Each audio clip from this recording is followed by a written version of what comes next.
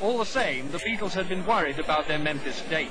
In their dressing room, I talked to them about it. What difference has all this row made to this tour, do you think? Any at all? Paul? I don't think it's made much difference. It's made it more hectic. It's made all the press conferences mean a bit more. People said to us, you know, last time we came, all our answers were a bit flippant. And they said, why isn't it this time? Well, the thing is, the questions are a bit more serious this time. It hasn't affected any of the bookings. The bookings have been, the people coming to the concerts have been the same, except for the first show in Memphis, which was a bit down, you know, but so what? The disc jockey, Tommy Charles, who started this row off, has said that he won't play your records until you've grown up a little. How do you feel about that? Well, I don't mind if he never plays them again. You see, this is the thing, you know, everyone seems to think that when they hear us say things like this, that we're so childish, you know. I mean, you can't say things like that unless you're a silly little child. But and if he was grown up, he wouldn't have done the thing, because he only did it for a stunt anyway. So, I mean, who's he to say about growing up? Who is he? Who is this guy? Who is he? Who? Apart from that, it's great. Having a swinging tour.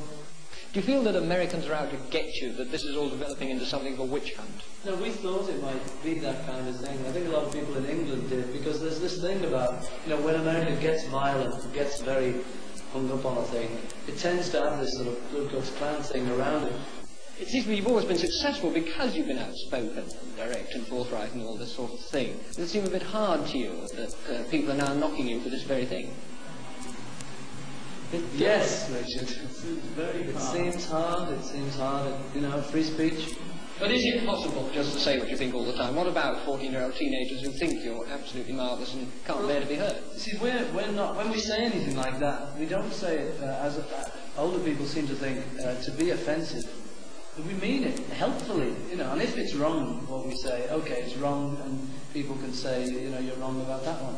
But in many cases, we believe it's right, you know, we're quite serious about it. But do you mind being asked questions, for example, in America, people keep asking questions about Vietnam. Does this seem useful? Well, I don't know, you know, if you can say that war's no good and a few people believe you, then it may be good, I don't know.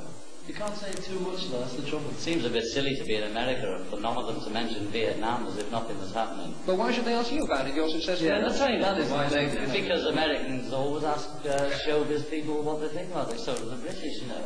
Showbiz, you know how it is. But I mean, you've just got to, you can't just keep quiet about anything that's going on in the world unless you're a monk.